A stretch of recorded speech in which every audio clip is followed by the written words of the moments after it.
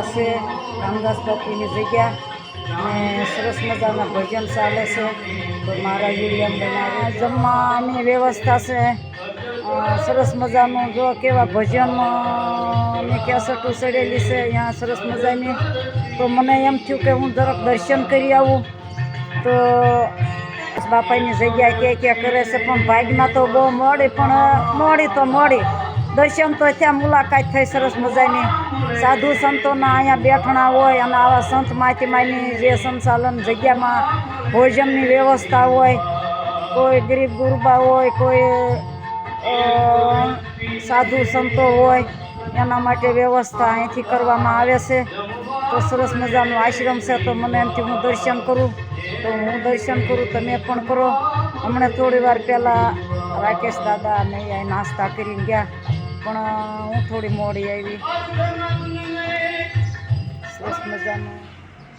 સરસ મજાની પાણીની ટાંકીઓ ઠંડી છે અને રસ્તે અહીંયા પણ કોઈ નીકળ્યા હોય તો થોડી વાર અહીંયા વિહામો લે, પાણી પીવે. અને અહીં પણ કબૂતરાને જાર ને અનાજ નાખવામાં આવે છે ને એનો પણ દાનફાળો આવે છે. તો ત્યાંના લોકો વસવાટ કરતા હોય તે કબૂતરને સરસ મજાનો નાખે છે સણ. તો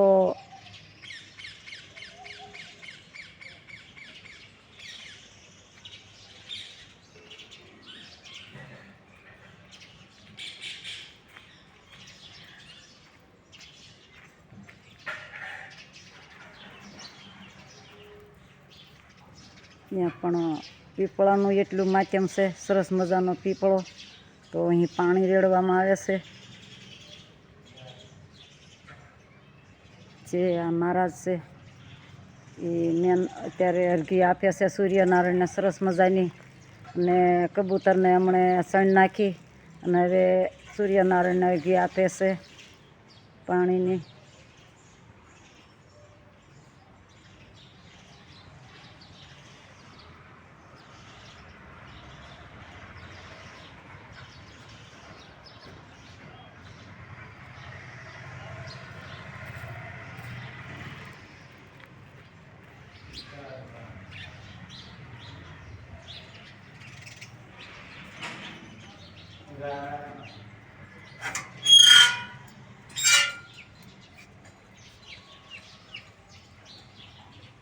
વાહ, સાક્ષાત ભગવાન બિરાજમાન હોય એવી રીતના મૌન મૂર્તિ કેવી સરસ મજાની છે.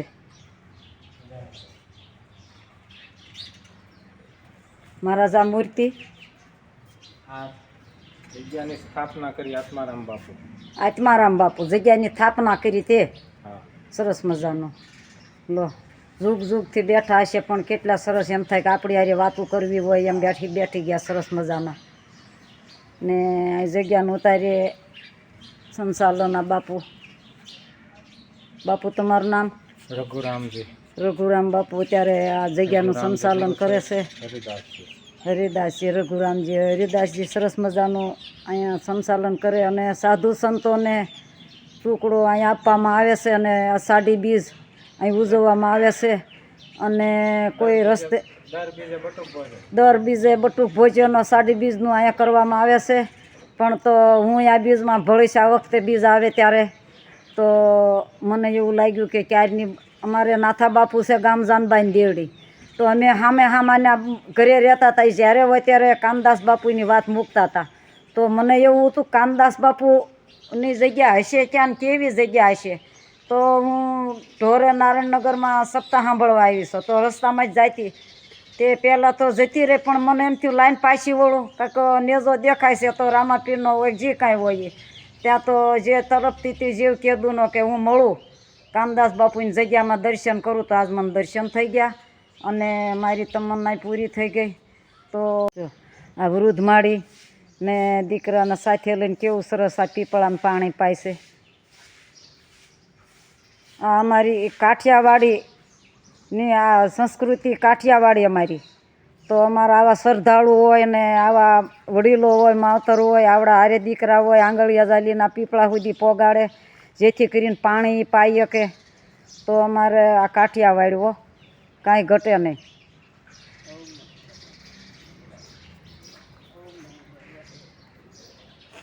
આભના ટેકા, કાઠિયાવાડી એટલે આવી જગ્યાઓમાં આભના ટેકા.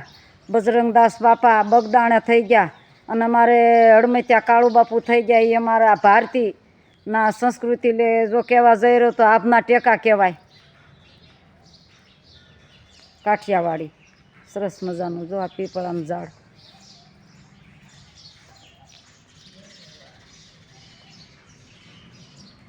નાળિયેરીનું ઝાડ સરસ મજાનું. જબરી વિશાળ જગ્યા છે. અંદરથી આવી મને એમથી થોડી વાર બેસી જાઉં ને થોડુંક શૂટિંગ કરી લઉં. મહારાજ કે અમે તમને કહેવાના હતા પણ આપમેળાએ આવી ગયા તો લાભ લઈ લો ને. જય માતાજી, જય શ્રી કૃષ્ણ.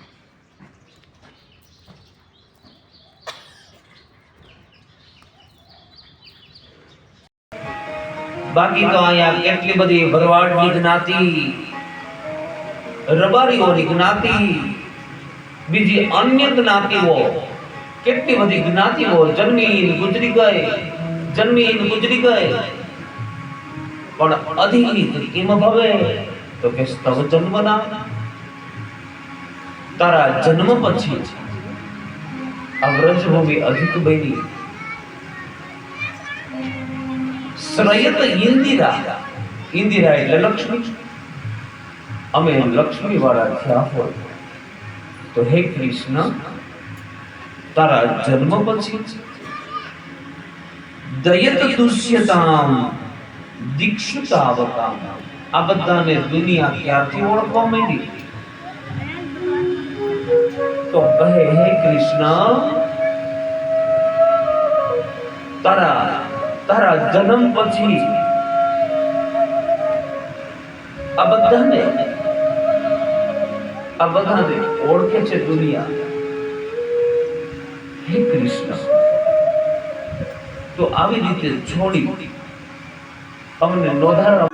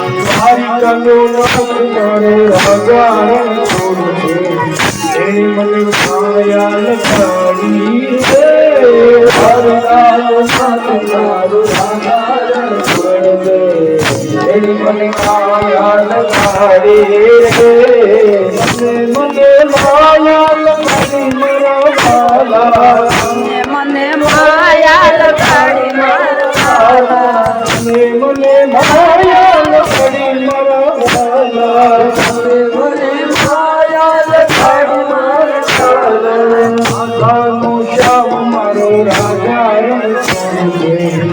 મને માયા લગાડી રે આગાનો શ્યામ મારો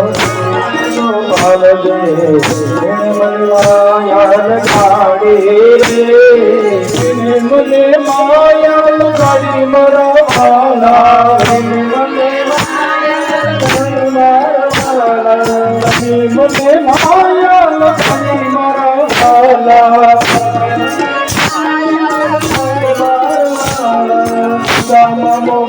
મારો રાજા છોડજે મને માયા લગાડી રે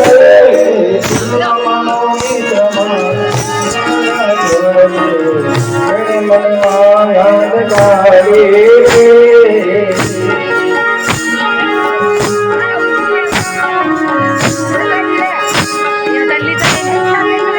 અલ્લાહ મુરલી વાલા રે અલ્લાહ મુરલી વાલા અલ્લાહ મુરલી વાલા રે કનૈયા મુરલી વાલા રે તમે જો રંગના વાલા રે કનૈયા મુરલી વાલા રે તમે જો રંગના વાલા રે કનૈયા મુરલી વાલા રે અલ્લાહ મુરલી વાલા રે કનૈયા મુરલી વાલા રે કનૈયા મુરલી વાલા રે તમે જો રંગના વાલા રે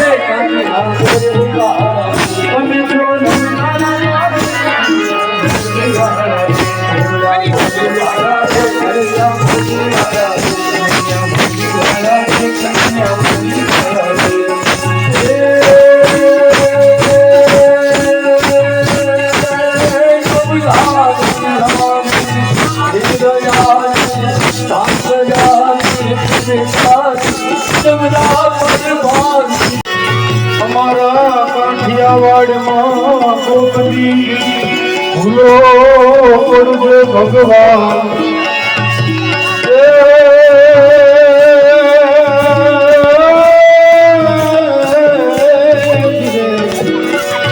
અમારા કાઠિયાવાડમાં કોકદી ભૂલો પડશે ભગવાન હે તારા એવા કરુષણમાં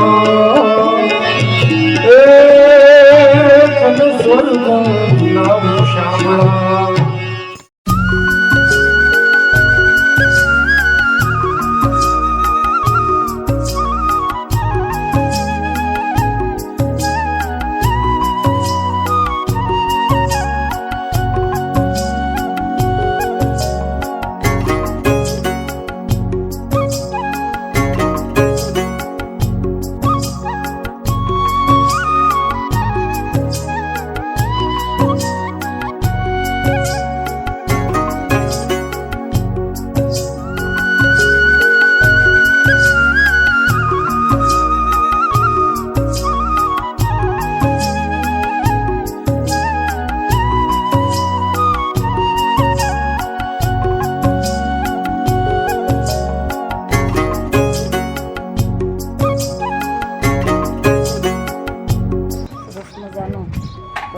આજનો પ્રસાદ અલગ અલગ જગ્યાએ આપવામાં આવ્યો તો મહારાજે કથાકારક છે કરાવી છે મહારાજને ઓછી વળાય એમ નહોતું થોડીક ગરીબાઈ હતી પણ શ્રવણ જેવા દીકરાએ એના મા બાપનું વેણ પાળી અને કથા બેહારી તો આ ગામે કામ હાથ લઈ લીધું અને અલગ અલગ જગ્યાએ પ્રસાદ લેવા મહારાજને બોલાવ્યા તો હું પણ પ્રસાદ લઉં તો મેં પણ પ્રસાદ તો આજનો પ્રસાદ ભરતભાઈ રશ્યામભાઈને કહીને લેવામાં આવ્યો છે સરસ મજાનો સરસ મજાનું રસ ને પૂરી મહાપ્રસાદ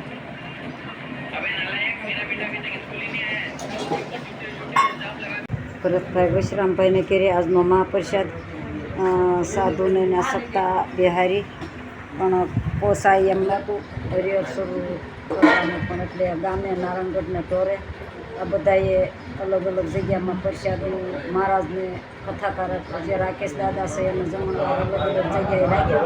તો મહાપ્રસાદ હું પણ લઉં છું, તમે પણ લેજો. અને આ તો કાઠિયાવાડી મહેમાન ગતિ હો, કાંઈ ઘટે ખરું. ની માં પોખવા આવ્યા હો ભાઈ, કાંઈ ઘટે ખરું.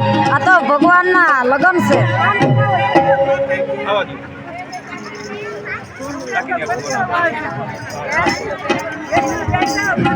આપણે કઈ ગયા ગોપી મંડળ માતાજીને તૈયાર કરેલા છે ને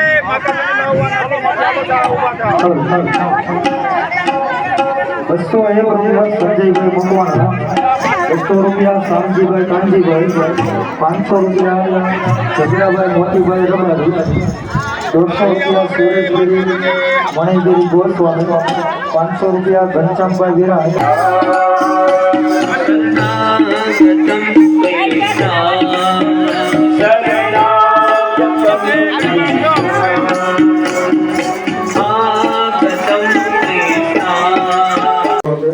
તો નારાયણનગર ઢોરે નવું મંદિર ભગવાન ભોળિયાનાથનું બન્યું. આજ સુધી નામકરણ નહોતું, તો પુરાણે બાપુની હાજરીમાં સરસ મજાનું મંદિરનું નામ પાડ્યું. મંદિરનું નામ નહોતું, બિલકુલ નવું મંદિર છે. તો ગોપનાથ મંદિરનું નામ પાડ્યું. ભગવાન ભોળિયાનાથ બિરાજમાન છે. અમારા રાકેશ દાદાની અષ્ટક નામ પાડ્યું મંદિરનું. અને કથાનું સરસ મજાનું આયોજન સાધુ સમાજ. તો બાજુ ફરી આવતા વિડીયામાં